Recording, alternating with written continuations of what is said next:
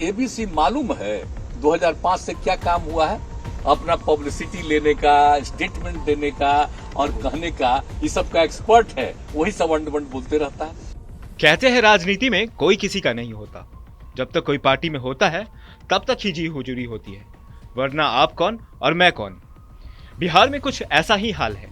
कभी नीतीश कुमार के उत्तराधिकारी कहे जाने वाले प्रशांत किशोर और नीतीश कुमार आजकल एक दूसरे पर जमकर हमला कर रहे हैं। नीतीश कुमार के दिल्ली दौरे के दौरान जब उनसे प्रशांत किशोर से जुड़ा सवाल किया गया तो उनकी नाराजगी देखने लायक थी।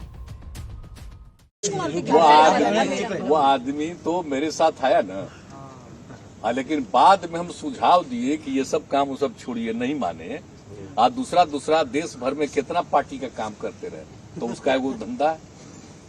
अब बिहार में वो अपना जो करना चाहिए करे ना भाई, उससे क्या मतलब है? उसके स्टेटमेंट का कोई अर्थ नहीं है। एक बात जान लीजिए, आप उसके बोल रहे हैं उनके बारे में, तो उनको पता है, कुछ एबीसी मालूम है 2005 से क्या काम हुआ है? तो हाँ, ये लोग को मालूम है अपना पब्लिसिटी लेने का, स्टेटमेंट देने का और कहने का, ये सब का एक्सपर्ट है, वही सब अंड-बंड बोलते रहता है। कोई मतलब है क्या? 3 दिन तक दिल्ली घूमे, 3 दिन और आप जान लीजिए, अगर कोई इस तरह की बात बोलता है तो आप समझ लीजिए मन होगा, कुछ बीजेपी के साथ रहने का मन होगा, बीजेपी का भीतर से मदद करने वाला मन होगा। नीतीश कुमार के इस बयान के बाद प्रशांत किशोर भी चुप नहीं रहे और पलटवार के मोड में आ गए। नीतीश जी अभी तक तो 1 महीना पहले तक तो पक्ष में थे, अभी 1 महीना के बाद विपक्ष की गोलबंदी कर रहे हैं, तो उस पर उसकी विश्वसनीयता कितनी है ये तो जनता पर ही आपको छोड़ना पड़ेगा। लेकिन मुझे ऐसा नहीं लगता है कि बिहार में जो नया राजनीतिक प्रयोग हुआ है उसका देशव्यापी कोई परिणाम होगा। मैंने अपने वक्तव्यों में ये जो महागठबंधन की सरकार बनी है उसके बाद भी इस चीज को क्लैरिफाई किया है कि मैं बिहार में जो घटना हुई है, राजनीतिक घटनाक्रम जो बदला है, उसको स्टेट स्पेसिफिक, राज्य की घटना मानता हूं।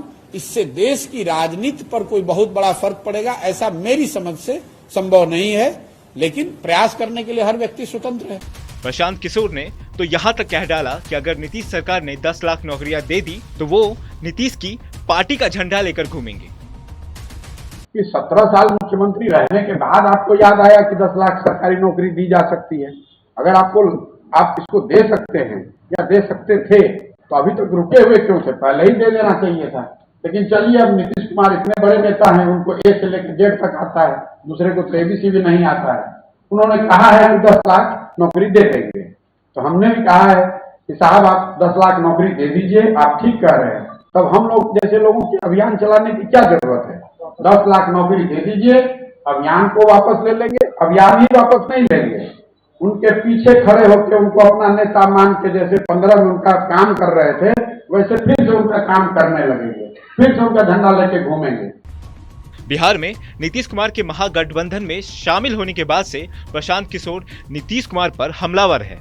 उन्होंने बिहार के बिगड़े हालात का जिम्मेदार नीतीश कुमार को ठहराया है और कहा कि अगली विधानसभा चुनाव से पहले ही नीतीश कुमार का मौजूदा महागठबंधन टूट जाएगा। नीतीश कुमार को पलटू राम कहे जाने पर उन्होंने सहमति ही जताई। राजनीति के रंग तो हर पल बदलते हैं, इन बदलते रंगों के बीच नीतीश और प्रशांत की तू-तू मैं कहां तक जाएगी ये देखना दिलचस्प होगा।